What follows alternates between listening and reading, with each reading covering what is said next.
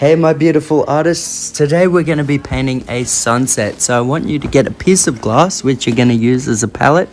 You need a bottle cap for this one, which is, I know, very interesting. So what you're going to do with that bottle cap, we're jumping straight into this. You're going to get a piece of tape and a Stanley knife. You want to trace around the tape with your Stanley knife. If you're young or inexperienced with using knives, make sure you get someone else to do this one, or at least supervise. You don't want to cut yourself with that bad boy. So what you want to do is just trace around it. Like you see there, what you're making is a sticker. So you could also use a round sticker if you have one. There you see I'm peeling it off. It's okay if there's a little extra bit, just trim it like you see me doing here. And the glass is just so you don't cut through your work or your table, because your mum, she won't be happy with you. And you peel that sticker off and place it in the middle, but slightly above the center line. Perfect. Perfect, perfect, perfect. Now what you want to do, you grab your titanium white acrylic paint, followed by a dark red acrylic paint. This is all going to be acrylics today, you guys. Acrylic, there's your skin tone base, then followed by an orange acrylic paint, followed by a bright yellow. So what you want to do is get those lines fully across, just like that, and you want to start with a damp brush. So add a little water to your brush, not too much, so it's just, not too damp, but damp enough that it soaks in. Then evenly go from the bottom to the top of your picture, blending those colors together. And then just cover up the bottom. Doesn't matter how you do the bottom, we're going to cover that up later. So there you have it. We've got our sunset gradient there. Now I'm going to mix together a light pink using white and red. That's how you make pink, white and red. There you see I'm mixing it with my palette knife. Then we're going to go in and make our first set of mountains. With the distance, the lightest is going to be the furthest in the background. So what you want to do is just above your center line, make a line across your paper, and then begin filling in that line underneath, just like you see me doing here. Don't stress too much, it doesn't have to be perfect. What you want to do is just have it sort of look like a mountain or a couple mountains in the background. If you're worried, add a little more color together and do it a little wider so that you don't have to, you can see me doing there, I'm lightening it up.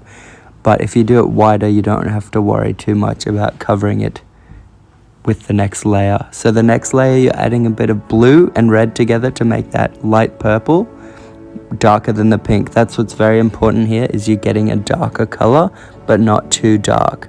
And then you go in and kind of in between where the valleys would be on the other mountain in the background, you want to add peaks for the next mountain layer.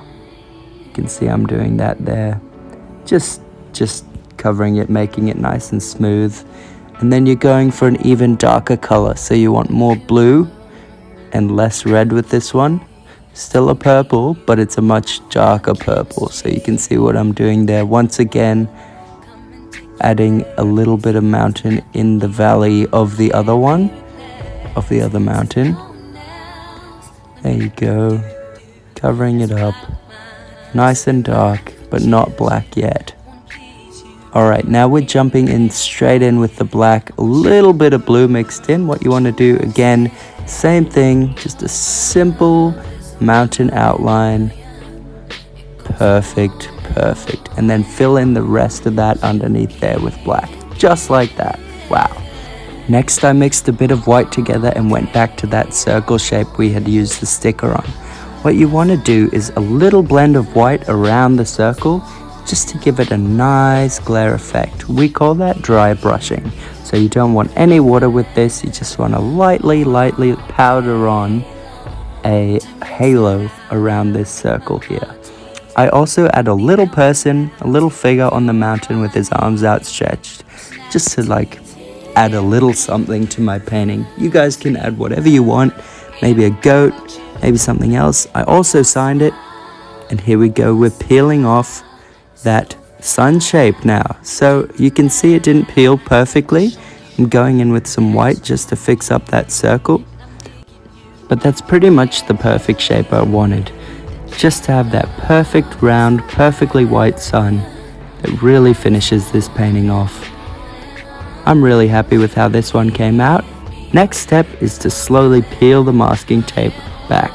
Make sure you peel it at a 90-degree angle to the paper. That way you avoid ripping any paper.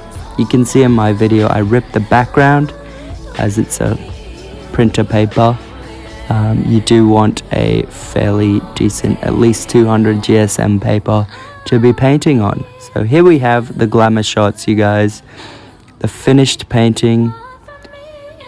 Boom, there's my little man. Perfect sun. Stepping back now, you can see, oof, it's just a calm little painting. Thank you guys all for watching. I hope you have a great time painting.